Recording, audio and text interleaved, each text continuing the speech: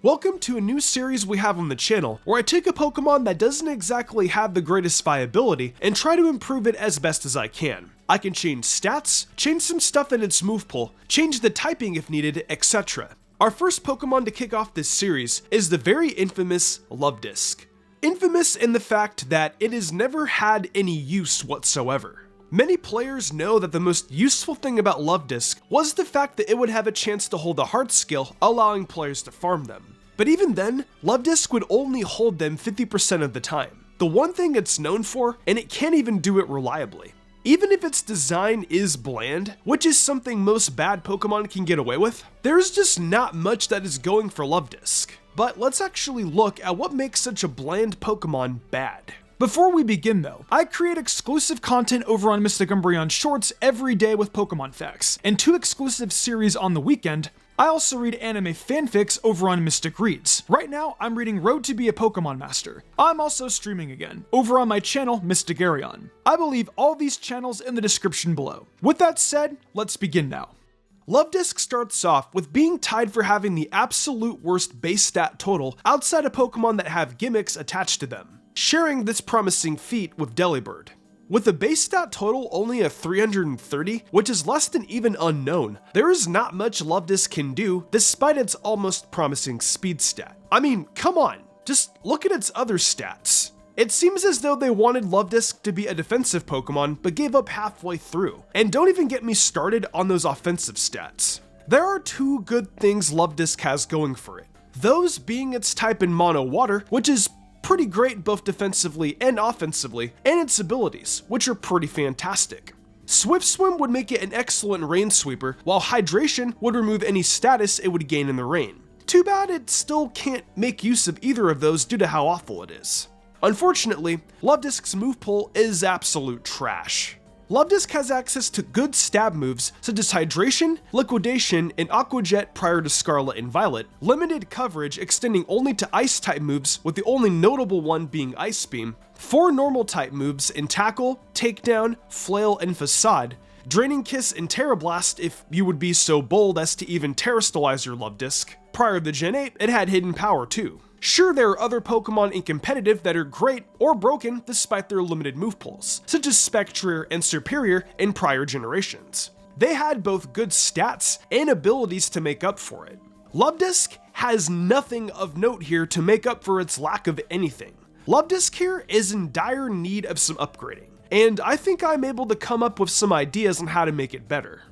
In order for us to buff Luvdisc, we need to gather an understanding of what exactly its strengths lie when talking about a Rain Sweeper. I'm going to be going over what makes other Rain Sweeper Pokemon great, and afterwards, we're going to try and apply some of these changes to Luvdisc itself to try and save it from mediocrity. To start, we have the current best Swift Swim Sweeper in Floatzel. Floatzel has a pretty average BST of 495, and as a Rain Sweeper, it has solid enough stats with the fantastic 115 in speed, a good 105 in attack, and even a solid HP stat of 80, which allows it to take maybe a hit or 2. Its speed stat puts Floatzel above most Pokemon within the metagame outside of Rain. Notably, it is able to outspeed Espathra, Iron Moth, and Iron Treads, while inside of Rain, it will outspeed all of them even if they are Choice Scarfed. This might not seem great at first, but then you look more into Floatzel, and you start to see why players in Scarlet and Violet have gravitated more towards this Sea Weasel. The most obvious indicator of what makes Floatzel so amazing is its outstanding move pool. It gets strong physical stab moves in Wave Crash and Liquidation, it gets strong coverage in the form of Ice Spinner, Crunch, and Low Kick, and even a stab priority move in Aqua Jet. With such an expansive move pool, Floatzel is able to hit the entire metagame for at least neutral damage, and even if you aren't running Low Kick, the only Pokemon that would resist all of its moves would be Greninja, who doesn't even want to be eating too much damage from a move as hard as hitting his Wave Crash. All these attributes together are the reasons why Floatzel is seen as the best Swift Swim Sweeper within the current metagame.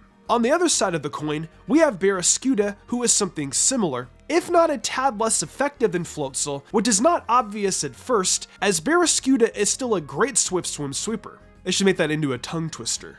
At a first glance, Barraskewda appears to be the better choice, given it has both the higher attack and speed stat, being 123 and 136 respectively. This speed tier is unprecedented even outside of Rain, allowing Barraskewda to naturally outrun the entire metagame, with Dragapult being its only exception.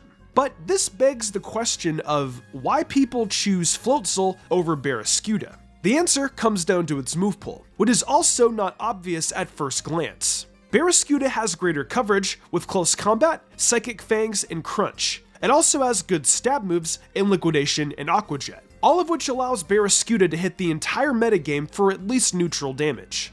Wait, it feels like something was missing from here, right? Despite having both better offensive stats and move pool overall, Barraskewda is not used as much as Floatzel because it does not have access to both Wave Crash, the strongest physical water attack, and Ice Spinner, one of the very few physical ice moves. Because of these missing moves, as well as no longer having access to Flip Turn from Sword and Shield, Barraskewda is seen less often within the metagame. This small bump in the road, however, still doesn't circumvent the amazing things Barraskewda still brings to the table, and makes it a valuable asset for Rain teams. The last Pokemon I want to touch on might seem like a weird connection at first, but just follow along for a minute and you'll see why I'm bringing them up. This might be tougher to explain than I thought. In Generation 7 OU and Gen 8 National decks, Manaphy fit perfectly onto Rain teams due to being the perfect setup sweeper in conjunction with its ability Hydration. I don't think I need to cover Manaphy's base stat total. It's 600, as it's a mythical Pokemon, and all of its stats are base 100 across the board. I'm not really making a good argument for bringing it up, huh? Oh, that's why. Tail Glow is a move to buff your special attack by 3 whole stages, which is powerful when you also take in Manaphy's good bulk and great rain ability and hydration. This is extremely powerful, as you are actually able to use Rest and immediately wake up, effectively giving the user a free full heal as long as the rain is active. Speaking of Rest, Manaphy's move pool is no slouch either, consisting of good stab moves in Surf and Scald, the aforementioned status moves in Rest and Tail Glow, and great coverage consisting of Energy Ball, Ice Beam, and Psychic, which effectively allows Manaphy to hit most Pokemon for neutral damage, provided it carries the correct coverage moves. All these factors contribute to Manaphy being an excellent Rain sweeper and semi-potent sweeper outside of Rain as well. Now then, how to improve Luvdisc should be simple. Give high speed and attacks with Wave Crash, right? No. That would mean it has stiff competition for this role with the first 2 examples. Let's instead go down a different route. The first buff for Luvdisc would be its absolutely awful stats, for which I feel a direct upgrade to all its stats would best help it. For its buff, we'll be adding 40 to Luvdisc's HP and special defense, 20 to its speed, and a big 55 to its special attack, with the cost of bringing Luvdisc's defense down by 5. This brings Luvdisc's HP to 83, defense to 50, special attack to 95, special defense to 105, and finally its speed to 117, bringing its base stat total up to 480. These buffs wouldn't change its physical presence, but that's not what we're aiming for. A buff to Luvdisc's special bulk allows the Pokemon to be able to face tank hits in a similar fashion to Manaphy. Important hits it can now live while uninvested into its bulk include Dragapult's Draco Meteor, taking an average of 90%, Goldango Terra Focus Blast, average of 68%, Rotom Wash's Volt Switch, an average of 54%, Volcarona's Giga Drain, average of 48%, Iron Valiant's Moonblast, average of 75%, and it even has a chance to live even stronger hits such as Iron Moth's Energy Ball, average of 101%, with the 56.3 chance to one-hit KO, and Iron Valiant's Thunderbolt, average of 95% with an 18.8% chance to one-hit KO. Keep in mind, all of these are with Luvdisc not investing any EVs into its bulk. If you were to invest into its bulk, it would live even crazier, with the most notable example being able to live a Terra Dragon Choice Specs boosted Draco Meteor from Dragapult, taking 86% of its HP on the highest damage roll. This is also without mentioning Luvdisc's amazing defensive ability and hydration, which, while under Rain, effectively lets it beat and outlast Pokemon such as Toxapex and Clodsire. These bulk stat buffs allows Luvdisc to now be able to switch in on Pokemon and actually make itself useful and even better when under Rain.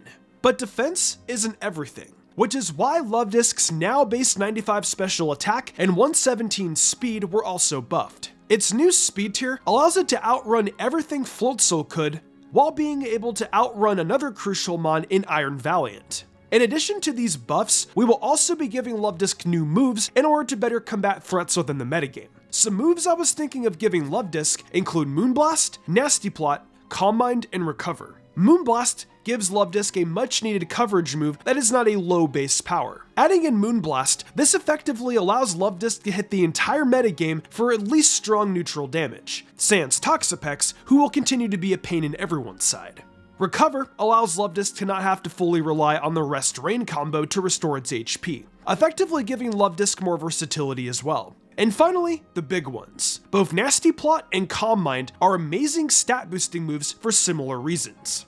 Starting with Calm Mind, which will boost the user's special stats by 1 stage. This is excellent for Luvdisc, as it not only gives her a way to further boost her special bulk, but also allows Luvdisc to, more importantly, boost its special attack. Though it would only be by 1 stage, this allows Luvdisc to clean through a lot of Pokemon, especially special attackers, considering the move is also boosting Luvdisc's special defense as well. The more appealing option here though is Nasty Plot, which feels like a gimped version of Tail Glow, only raising this special attack stat by 2 stages. Wait, only? That's huge, as it now allows Luvdisc to completely wreak havoc upon her opponents, something it could have only dreamed of doing prior to its buff. At +1, either from Choice Specs or Calm Mind, Luvdisc is able to cleanly mop the floor with Greninja, Iron Shreds, Dragapult, Iron Valiant, and Iron Moth. While under Rain, it sweeps Ceruledge, Garganacl, and a 75% chance on Iron Hands. With a +2 Nasty Plot boost, Luvdisc tears through even more in and out of the rain, but I don't think I need to explain further. With all these offensive and defensive buffs, Luvdisc is no longer a completely useless mon, but can now run a variety of sets as a Rain Sweeper. It would slot in perfectly onto Rain teams at this moment, for the fact that Rain's main special attackers in the forms of Ash Greninja and Manaphy have both been missing for 2 gens. With Ash Greninja seemingly set to never come back, Luvdisc would be able to slot perfectly into the role of either a Choice Spec Swift Swim Sweeper or a Nasty Plot boosting Fiend in a similar vein to Manaphy. Sure, it might not make Luvdisc OU, or maybe even UU, but these buffs would effectively breathe life into what has always been a useless Pokemon since its inception. Well, those are my thoughts on how I would personally improve Luvdisc. What do you guys think? How would you guys buff it? Would you buff it more? Would you change the ways in which I buffed it? Let me know your thoughts down in the comment section below. We're finally here in 2023, and I'm super excited for what this year has to offer us. There's potential DLC for Scarlet and Violet on the horizon, and who knows just what else Game Freak may have up their sleeves. It's gonna be really exciting times coming up for a Pokemon fan. If you're interested in more Mystic content, check out my TikTok and Mystic Umbreon Shorts YouTube channel. I've got a really fun series starting up there very soon, and of course, have a weekly edition of my Should You Use series focusing on Pokemon in Scarlet and Violet. Also, if you're into fanfictions and what ifs, check out Mystic Reads. I offer a ton of creative spoken word content on there, so come join me. Thanks again for joining me today, and I'll see you all next time.